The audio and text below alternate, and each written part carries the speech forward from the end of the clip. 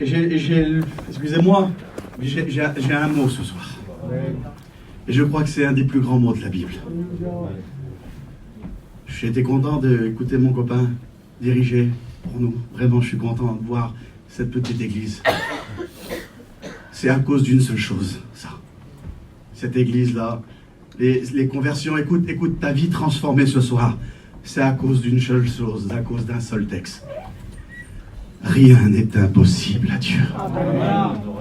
Écoutez bien, il n'y a rien d'impossible à Dieu.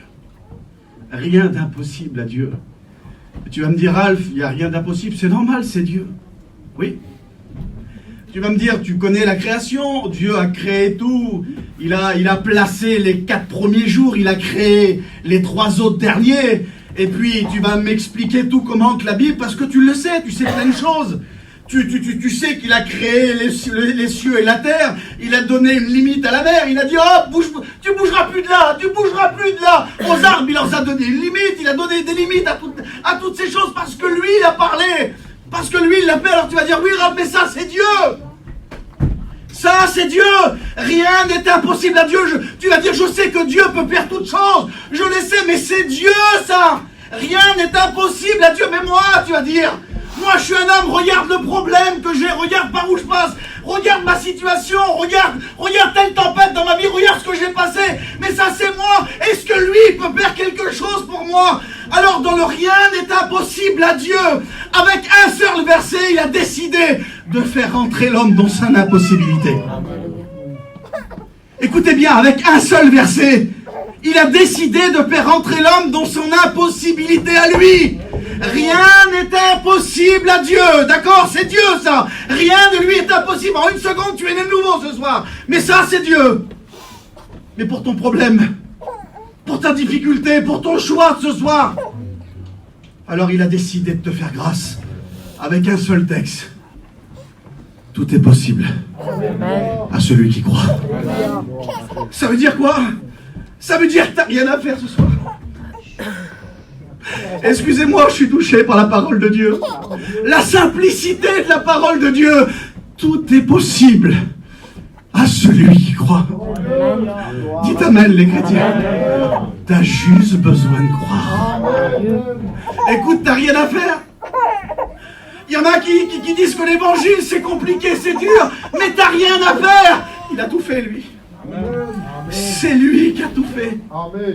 Alors avant d'aller plus loin, laissez-moi 10-15 minutes et on prie le Seigneur. Je vais demander à mon frère de se lever et de prier pour moi. Vous voulez prier pour moi? J'en ai besoin. Nous voulons bénir ton nom, Seigneur. Nous voulons te remercier, Baron Emmanuel, pour ta bonne présence qui est là, Seigneur. Nous le savons, Baron Emmanuel, que ta parole, elle est bénie, mon sauveur. Mais toi, ton serviteur, Seigneur, vois ce que tu as déposé dans son cœur, mon sauveur. Vois cette pensée, Baron Emmanuel, ce mot de Dieu pour chacun de nous, Seigneur, dans cette soirée. Que tu puisses venir là pour nous, Seigneur. Que tu puisses parler dans la liberté, Baron Emmanuel. Bénis-le, mon sauveur. Conduis-le, Baron Emmanuel. Viens prendre toute ta place dans ce lieu, mon sauveur. De la gloire te revient, Amen. Amen. Alléluia, quelle beauté. Vous vous rendez compte, le grand Dieu du ciel, mais réalisez un petit peu. Le grand Dieu du ciel qui a créé le ciel et la terre, comme il a dit le frère tout à l'heure, il a réfléchi avec son raisonnement humain. C'est pas possible qu'il peut y avoir une église là avec le nom du petit pays et les personnes peut-être qui se trouvent, oui, mais dans son omniscience, Dieu avait déjà tout prévu dans son plan éternel. Dans son plan éternel, Dieu avait déjà tout prévu, une petite église là en 2023, 2024. Dieu avait déjà tout prévu. Écoute, t'as rien à faire. Il faut le laisser faire à lui. Tout est prévu. Tout est prévu, tout est fait. Mais pour faire déranger Dieu, il n'y a qu'une seule chose qui fait déranger Dieu. Excusez-moi, c'est pas ta gentillesse qui fera déranger Dieu. C'est pas ton bon vouloir qui fera déranger Dieu. Ce qui fera déranger Dieu, même arrêter Dieu sur ta situation, c'est la foi. Et j'aimerais te le dire ce soir. Crois et tu verras. C'est pas possible. Seigneur, je vais faire plein de choses. Je vais prendre l'auto, je vais aller à Lourdes. Je vais prendre l'auto, je vais aller là-bas. Je vais prendre l'auto, je vais faire ça. Je vais faire ça. Écoute, ça sert à rien de faire tout ça. Fais pas tout ça. Reste assis sur ta chaise et laisse-le faire. Vous voulez qu'on laisse faire Dieu ce soir? Écoutez, Dieu nous a montré, c'est tout simple. Jésus nous a montré une petite parabole pour nous montrer pour nous montrer qu'il faut le laisser faire à lui. Écoutez, avant de rentrer dans le message, j'aimerais vous dire seulement ce petit texte-là. La Bible dit qu'un jour, Jésus va s'approcher de la belle-mère de Pierre parce qu'elle avait une forte fièvre. Écoutez bien. La Bible me dit qu'il va lui imposer les mains et la fièvre la quitta et elle suivit Jésus.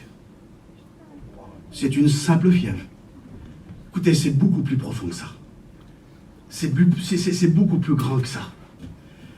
On a tous appris que, vous avez vu ce qu'on a passé avec le Covid, avec tout ce qu'on a passé. On a tous appris ce qu'était un virus. Écoutez, le virus, lui, il vient essayer d'entrer dans le corps. Il vient, que ce soit la grippe, peu importe, mettez ce que vous voulez, il vient essayer d'entrer dans le corps et les anticorps dont nous, on a été créés, vont combattre avec ce virus. Ils vont combattre avec ce virus. Mais selon les symptômes, le virus va le remporter. Parce que notre immunité à nous, nos anticorps à nous ne sont pas assez forts pour combattre. Et j'aimerais te le dire encore, frères, sœurs, amis, t'es pas assez fort pour combattre contre le péché. T'es pas assez fort pour combattre. Il faut que tu laisses faire intervenir Dieu. Amen. Et puis alors, c'est tout simple. Les anticorps vont être là. Puis qu'est-ce que tu fais quand t'es malade? Tu fais quoi quand t'es malade? Quand ta petite là qui marche, elle est malade, qu'est-ce que tu fais? Elle tousse, tu dis on va l'emmener au pédiatre demain. On va aller au docteur, il y a un petit docteur là que tout le monde connaît, on y va. T'y vas. Qu'est-ce que vous avez, monsieur? Assoyez-vous là. Qu'est-ce que vous avez, monsieur? Écoutez, monsieur, je parle plus bien, je fais que de tousser, j'éternue, j'ai passé la nuit. Monsieur, vous avez des symptômes de la grippe. Je vais vous donner de l'amoxyl, monsieur. Hein, vous allez en prendre 3 fois par jour, et puis comme ça pendant une semaine. Par contre, monsieur, laissez le corps au repos. Comment ça? Oui, laissez le corps au repos. Reposez-vous bien. Pourquoi? Parce que c'est pas le corps qui va combattre. C'est les antibiotiques. Eh bien, c'est tout simple, frères et sœurs. L'évangile, ce n'est pas plus simple que ça. Quand tu acceptes, quand le virus du péché t'a touché, parce qu'il a touché le monde entier, il a rentré dans le cœur, et puis bien souvent, des fois, ça fume, vous savez, on a de la fièvre, il y a des symptômes, il y a des choses qui se passent, et toi, tu dis comment qu'on va faire? Eh bien, c'est tout simple. Tu es venu à l'hôpital spirituel ce soir, qui est la petite réunion, et il y a le divin docteur qui est là, et puis qui dit, qu'est-ce que tu as besoin? Tu as besoin de ma présence. Tu as besoin de naître de nouveau. Pourquoi? Parce que regarde, quand le péché va venir, ce n'est plus toi qui vas combattre, mais c'est moi, Jésus-Christ, le Fils de Dieu. Ce n'est plus toi qui vas combattre contre le péché, mais c'est l'Esprit de Dieu que Dieu mettra en toi. C'est Jésus. Et là, toi, qu'est-ce que tu fais?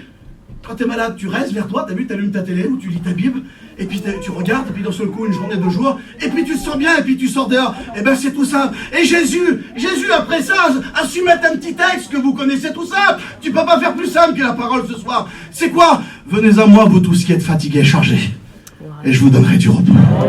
Le véritable évangile, c'est le repos de Christ. C'est de le laisser faire lui. Est-ce que vous voulez le laisser faire ce soir? Est-ce que vous voulez le laisser faire dans ta vie? Tu comprends qu'on a compris que mon petit cousin Isaac, mon beau-frère, le Charlie qui est là, le Marvin, les garçons qui étaient là, la vie s'ouvrait devant eux, et puis d'un seul coup, un mot de Dieu, tout change. Mais qu'est-ce qui s'est passé? Écoutez, Jésus revient. Il faut prendre position. Ça y est, arrête. Il faut l'accepter ce soir. Si toi, t'es parti de la maison de Dieu, reviens dans la maison de Dieu. Si des fois, il y avait quelques chrétiens qui seraient un petit peu éloignés, un petit peu un manque de foi, alors avec la parole ce soir, les personnes qui n'appartiennent pas à Dieu vont accepter Jésus. Les rétrogrades vont revenir dans la maison de Dieu et les chrétiens repartiront bénis. Pourquoi? Parce que je vous annonce une parole de foi. Pas ma parole à moi, mais la parole de Christ. Alors rien n'est impossible à Dieu. Rien n'est impossible à Dieu et tout est possible à celui qui croit. Écoutez. Je voudrais vous dire courage. Lève ta main ce soir. Prends un petit peu de courage. Mais c'est pas le mot approprié. Tu vas me dire pourquoi? Parce que le courage, vous en avez tous eu ce matin. La plupart des personnes ont eu du courage ce matin. Les sœurs pour faire leurs affaires. Et les frères pour aller au travail. Ils ont eu du courage. L'autre un petit toit à faire, l'autre un petit quelque chose. Ah là là, toi pas le temps qu'il fait, toi. Et puis reste là. Et puis c'est comme si... Non. Il t'a pas eu du courage. Écoutez bien. Le courage, selon l'expression de la Bible, le courage, c'est l'homme personnel qui compte sur ses propres forces. C'est-à-dire que c'est l'homme intérieur qui va se parler à lui. Allez mon vieux, Allez, parce qu'il faut que tu donnes à manger à tes enfants. Allez, parce qu'il faut que tu fasses ça. Et c'est ce que tu dis. Il n'y a pas très longtemps que je suis marié. Il n'y a pas très longtemps que c'est comme ça. Il faut que je prenne ma vie en main. Il faut que je fasse ci.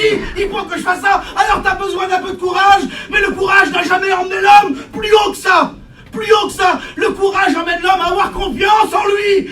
Ce soir, je ne vais pas te dire bon courage, non. Par contre, je vais vous dire ayez de la foi. Vous savez pourquoi? Parce que le contraire du courage, le contraire. Tu vas dire, Seigneur, je suis découragé. Non, je vais dire aie foi. Pourquoi? Parce que si le courage te donne à te surpasser à toi, la foi, la véritable foi en Dieu va te donner de te plus faire confiance à toi. Parce que demain, la foi, tu te fais plus confiance à toi. Ben alors à qui alors? Il faut que tu fasses confiance à Dieu. Et la véritable foi, c'est ça. C'est de ne plus faire confiance à l'homme, mais de faire confiance à Jésus. Ah oui, tu comptes sur l'autre, toi. Tu comptes sur l'autre. Mais tu comprends pas que l'autre, à un moment donné, il va te laisser tomber. Tu comprends pas que l'autre, à un moment donné, ça va arrêter. Il faut que tu fasses confiance à Jésus ce soir. Et à un moment donné, les disciples, ils sont passés par une grosse épreuve. Écoutez. Ils avaient l'habitude, pourtant. Et je ne sais pas par où tu as passé, mais Dieu va nous montrer que l'on peut, écoutez bien, Dieu va nous montrer que par la foi, nous pouvons marcher sur nos problèmes. Est-ce que vous le croyez, les chrétiens? Nous pouvons marcher sur les difficultés. La Bible me dit qu'ils vont traverser le lac. Et puis cette journée-là, la Bible me dit qu'il va se passer quelque chose de terrible. Tout simple. Tout le monde connaît la parole de Dieu. Qu'est-ce qui va se passer? Un grand tourbillon vient. Et je ne sais pas ce qui est frappé dans ta vie. Écoute, je ne sais pas ce que tu as passé depuis quelques années. Mais je sais qu'une chose, c'est que Dieu veut t'en sortir ce soir. Je ne sais pas par quoi tu as passé.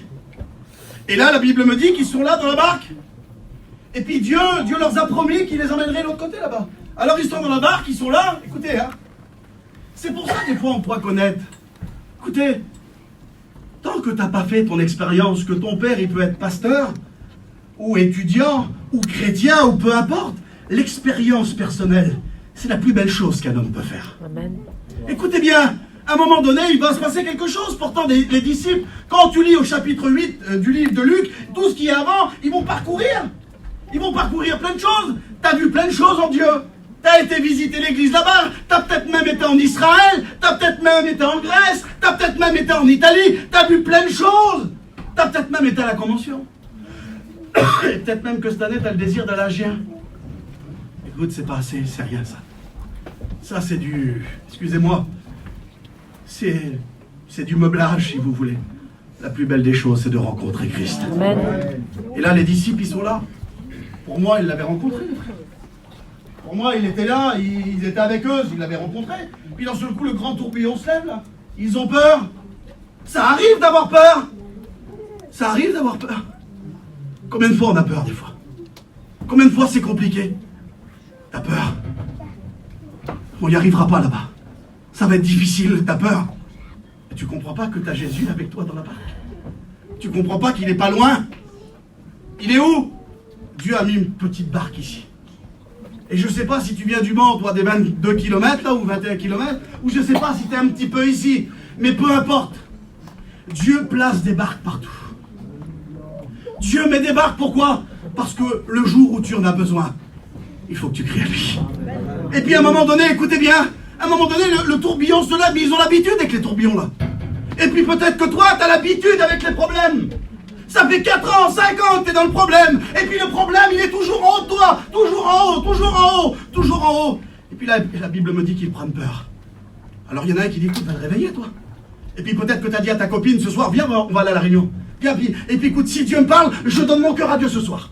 Peut-être que tu as dit ça à ta copine. Et peut-être que tu lui as même pas dit. Peut-être qu'elle a dit, tiens, je vais aller chercher l'autre. Et puis, je vais aller, puis si Dieu me parle, je vais donner mon cœur à Dieu. Ben oui, tu fais bien de donner ton cœur à Dieu.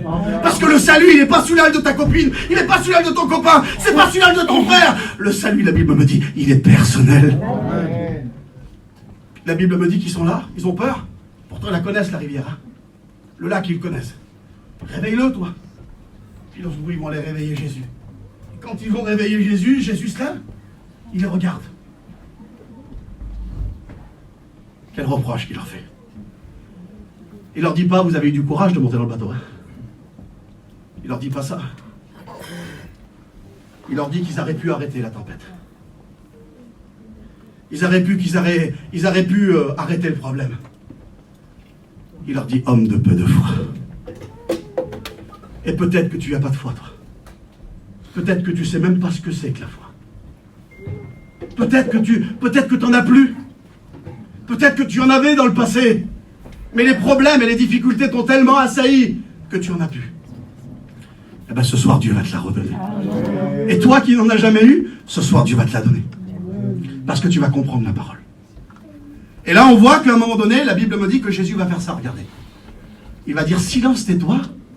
Et la Bible dit que la tempête, elle va s'arrêter. Tout simplement. Et là, ça y est, ça s'est arrêté. Mais il les reprend. Et puis ils se regardent les uns aux autres, comme si qu'on se regarderait, nous les frères, et qu'on dirait, mais qui est celui-ci? Au départ, c'était maître. Au départ, c'était mon Dieu, sauve-la. Mon Dieu, fais ça. Mon Dieu, fais ça. Au départ, c'était mon Dieu, parce que tu sais ce que Dieu a fait. Mais à un moment donné où Dieu a tout calmé, tu te regardes et tu tournes, tu regardes les autres, tu dis, mais qui c'est ça? Je m'aperçois que les disciples qui étaient dans la barque connaissaient Jésus, mais de loin. Il y a certaines personnes, frères et sœurs, qui pensent connaître Dieu, mais ils le connaissent de loin. Alors je te le demande ce soir, rapproche-toi. Rapproche-toi ou laisse-le s'approcher de toi. Et il s'est approché. Alors là, on est au chapitre 8 du livre de Luc. Écoutez, on est au chapitre 8, excusez-moi, du livre de Matthieu, 8, 23. Et puis d'un seul coup, 6 chapitres plus loin. Écoutez ça. C'est comme si qu'au chapitre 8, Dieu les engueule. Le Seigneur les engueule, regardez ce que vous faites. Et puis vous croyez qu'il n'aurait pas le droit de nous engueuler ce soir? Vous croyez qu'il n'aurait pas le droit de nous dire, t'aurais pu mieux faire? T'aurais pu aller le chercher? T'aurais pu faire ça? Et puis écoute, toi qui ne le connais pas ce soir, laisse-le faire. Vous savez pourquoi? Parce que nous avons un Dieu d'amour. Et il faut laisser faire Dieu. Ah bon, oui. Et quelques semaines en arrière, Dieu nous a surpris. Comment? J'étais parti pour venir une église en Corse, ça va. Puis j'étais parti le samedi. Puis je me suis arrêté à Lyon, porte de Lyon, là-bas. Et puis je devais rester un mois, ça faisait 2 ans que le frère me demandait, mais on ne pouvait pas parce qu'on faisait une tournée d'église. La dernière tournée d'église, on était passé par le Mans. Et puis cette année, je dis, écoute, je ne ferai pas la tournée d'église, mais je viendrai te donner un coup de main un mois là-bas. Et puis je pars. Et quand je pars, le samedi, je m'arrête aux portes de Lyon, au terrain de camping des portes de Lyon. Et je dis, le dimanche matin, je vais me lever de bonne heure, je vais aller prendre mon culte vers les garçons à Lyon, là-bas. C'est des copains. Et puis je dis, je repartirai pour prendre le bateau pour aller là-bas. Et le dimanche matin, à 5h du matin, mon téléphone, il a sonné, c'était ma mère. Elle a dit, vite mon fils, ton père, il est en train de faire un infarctus, il est en train de mourir. Alors moi, j'étais à Lyon, mon père était à Saint-Germain, chez nous, là-bas. Donc j'ai appelé un taxi tout de suite, il m'a emmené à la gare, j'ai pris un direct pour Paris. Et 3 heures après, j'étais avec mon père. Et puis là, c'était compliqué, c'était très, très compliqué. Il avait fait le gros infarctus du myocarde, c'était le 4e infarctus, c'était vraiment compliqué. Je l'ai fait transférer à Marie-Lalonde.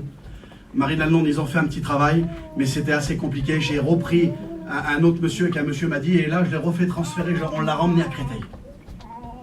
Et quand on l'a emmené à Créteil, j'ai arrivé à avoir le numéro du monsieur là. Et donc le monsieur, il dit, emmenez-moi le monsieur. Et donc on l'a emmené. Et puis là, le monsieur, il a regardé les radios, il lui a fait encore des trucs, des machins. Et puis à un moment donné, il dit, voilà, il dit, monsieur, il dit, vous avez le cœur, il dit, il va falloir faire de 5 à 6 pontages. Il dit, mon père, il dit, écoutez, il dit, faites ce qu'il y a à faire. D'accord. Donc il dit, vous allez revenir le 21, on va faire une épreuve de force. Et il dit, quand on va faire l'épreuve de force, vous allez forcer, vous allez voir, automatiquement, ça va se pincer. Et il dit, nous là, on est obligé d'attendre ce moment-là pour pouvoir vous opérer. Et puis, j'étais parti avec Frédéric. Frédéric m'avait demandé d'aller avec lui, enfin bref. Et puis, on est en Espagne. Et puis quand on est en Espagne, 2 jours après, mon téléphone il sonne, il dit, mon fils, il dit, écoute, il dit, appelle le docteur. Il dit, parce que je sens vraiment des picotements dans le cœur, il dit, il faut qu'on y va. Ben, je reprends l'avion de tout à l'heure, là, puis je reviens. Non.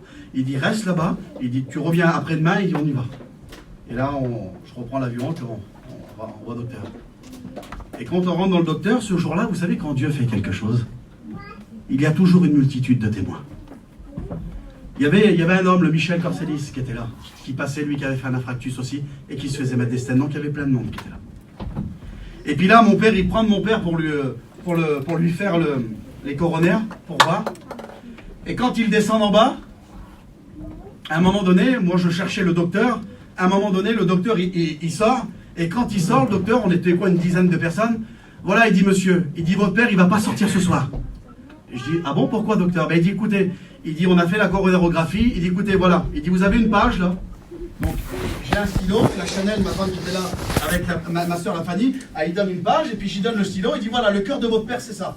Là, c'est des artères, là, c'est des artères, là, c'est des artères, là, c'est bouché, là, c'est bouché, là, c'est bouché, là, c'est bouché. Il n'y a qu'une seule artère qui monte et qu'ici, qu'elle sent qui passe, c'est celle-ci. Mais il dit, pour faire les pontages, on n'en a jamais fait, nous. Il dit, on n'a jamais fait de pontage, il dit, avec une artère qui marche. Alors, on est obligé de sectionner celle-ci pour pouvoir faire un pont. Mais il dit, monsieur, on ne l'a jamais fait, ça. Donc, il dit, monsieur, c'est très compliqué. Et comme le monsieur me dit ça, il nous explique pendant plus d'une demi-heure, il y avait le Charlot, mon beau-père, qui était là, comme quoi que c'était vraiment compliqué, que mon père, il n'allait pas sortir. Vous croyez au tout impossible à Dieu? Amen. Et puis là, à un moment donné, ma soeur a dit, écoute, je vais appeler les petites sœurs. Elle dit, je pensais que c'était une petite visite comme ça et qu'ils allaient nous le dire quand est-ce qu'ils allaient l'opérer. J'ai dit, ma soeur, appelle-les, vas-y, appelle-les. Et puis à un moment donné, il s'est passé 15 minutes. Devant Dieu, pas plus que 15-20 minutes. À un moment donné, le monsieur m'a dit, monsieur Caplot, venez voir. Qu'est-ce qu'il y a? Monsieur Caplot, venez voir. Votre père sort ce soir. J'ai dit, monsieur, qu'est-ce qui se passe? Il dit, écoutez, monsieur. Il dit, on a vérifié toutes les artères de votre père. Mais je dis, monsieur, attendez, reprenez dès le départ. Et là, il y avait ma soeur qui était là. Et je dis, Fanny, regarde bien. J'enregistre maintenant, on est en train de vivre un tout à coup de Dieu. J'enregistre maintenant, l'enregistrement, elle est là dans mon téléphone. J'ai dit, tu vas enregistrer maintenant, et j'y regarde ce que tu vas faire. Le monsieur, il dit, écoutez, monsieur. Il dit, on devait opérer votre père. Il dit, on ne le fait jamais. Il dit, on a mesuré artère par artère. Il dit, on ne sait pas ce qui s'est passé. Mais il dit, monsieur, votre père n'a plus besoin d'opération. Mais j'ai dit, qu'est-ce qui s'est passé, monsieur? Regardez ce que le monsieur m'a fait. Il dit, allez voir le professeur Foliguet. J'y vais, monsieur, dites-lui que j'attends dans son bureau. J'ai monté au 11e, je l'ai attendu avec ma soeur. J'ai dit, Fanny, enregistre bien. Hein. Le monsieur, il est rentré, j'ai dit, monsieur, qu'est-ce qui se passe? Vous m'avez dit que c'était vraiment important, qu'il fallait faire 6 pontages, et comme ça. Il dit, monsieur, je sais pas, mais il dit une chose est sûre, vous prenez votre père, vous rentrez chez vous, et je veux plus vous voir. Amen. Dieu avait agi. Amen. Rien n'est impossible à Dieu. Alors tu vas me dire, oui, mais pourquoi un tel? Eh bien, excuse-moi, ce soir te le dire, t'as besoin de la foi. T'as besoin d'y croire, tu n'y crois plus pour un tel, tu n'y crois même pas pour toi. Laisse Dieu faire ce soir. Amen. Laisse Dieu faire ce soir. Les disciples, ils étaient là. Et puis à un moment donné, je vous dis, cette grande tempête là. Et puis Pierre, il va recevoir la leçon. Pierre, il va recevoir la leçon. 6 chapitres va se passer. Il y a 6 chapitres qui va se passer. Écoutez ce qui va se passer. Et à un moment donné, ils vont vivre la même expérience. La mer, elle vient, elle tape devant. J'ai marqué là, la barque était déjà au milieu de la mer. Elle était battue par les flots, car le vent était contraire. On est Matthieu 14 à ce moment-là. Matthieu 14, 26. Quand les disciples le vurent marcher sur la mer, il fut troublé. Ah oui, j'ai oublié de vous dire, c'est celui aussi qui marche sur les éléments. C'est celui aussi qui marche sur les problèmes. C'est celui aussi qui marche sur les maladies. C'est celui aussi qui marche sur les deuils. C'est celui qui marche aussi sur les séparations. Mais tu vas me dire, Alf, c'est Dieu ça, il peut marcher sur tout. Mais je t'ai dit quoi tout à l'heure? Rien n'est impossible à Dieu, d'accord? Mais je t'ai dit aussi, tout est possible à celui qui croit. Et Pierre, il va prendre ce mot dans son cœur. Il va dire, Seigneur, si c'est toi, alors ordonne que je marche sur mon problème. Ordonne que je marche sur ce qui m'a submergé. 6 chapitres plus loin. Et la Bible me dit qu'il va marcher sur la mer. Il va marcher sur ce qu'il dominait. Ce qui le dominait au Matthieu 8. Il va marcher dessus 6 chapitres plus loin. C'est pas possible. Et comment il l'a fait?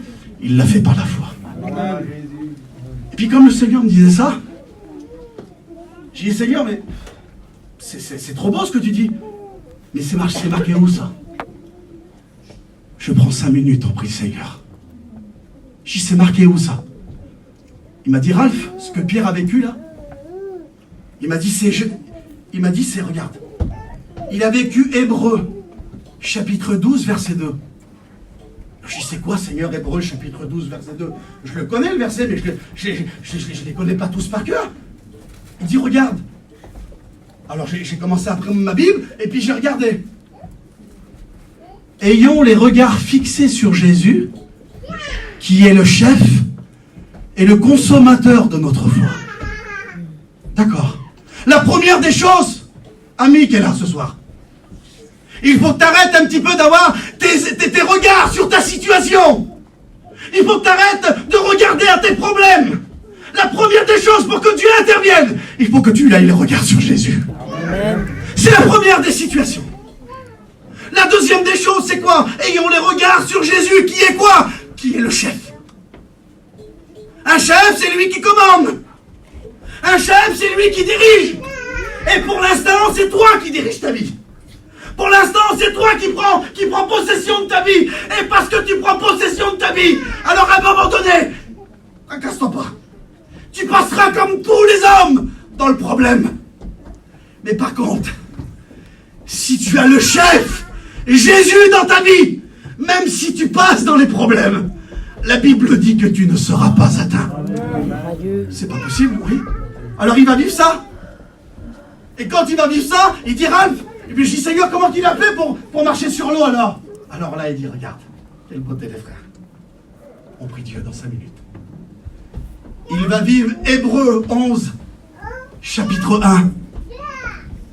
Hébreux 11, chapitre 1. C'est quoi? Écoutez les frères et sœurs. Or, la foi est une ferme. Ça devient ferme. Comment ça? Tu peux nous donner un petit peu plus d'explications? Si la foi devient ferme, eh ben oui, je vais t'en donner. L'eau, selon la loi de la physique, l'eau, elle n'est pas palpable. Si on prend de l'eau et qu'on le verse ici, et que je mets le pied dedans, si vous allez à la mer comme tous les étés, vous allez à la piscine, automatiquement vous allez tomber dedans par rapport au poids et à la masse. Ça, c'est la loi de la physique, c'est la loi, c'est normal, c'est le monde a été créé comme ça. Mais j'aimerais vous dire encore, frères et sœurs, que rien n'est impossible à Dieu. Tu dis, il y a des problèmes qu'on ne peut pas avoir, il y a des problèmes qu'on ne peut pas surmonter. Je suis d'accord, toi et moi, on ne peut rien. Mais lui, il peut tout. Et à ce moment-là, avec sa foi, lui, il va dire au Seigneur, Seigneur, tu veux que je te suive alors? Tu veux que j'essaye de te suivre? Tu veux que j'essaye d'aller vers toi pour ma famille? Alors, Seigneur, il faut que tu fasses l'impossible, hein, parce que tu sais que chez moi c'est des durs, hein, parce que tu sais que chez moi ils veulent pas de Dieu. Eh ben j'aimerais te dire que si tu mets ta foi en lui, les choses qui ne sont pas palpables, les choses qui ne sont pas logiques dans ta famille, va devenir ferme. Amen. Parce que Dieu l'a dit. Parce que Dieu l'a dit. Parce que Dieu l'a dit. Vous voulez qu'on courbe les fronts ensemble? On laisse faire Dieu.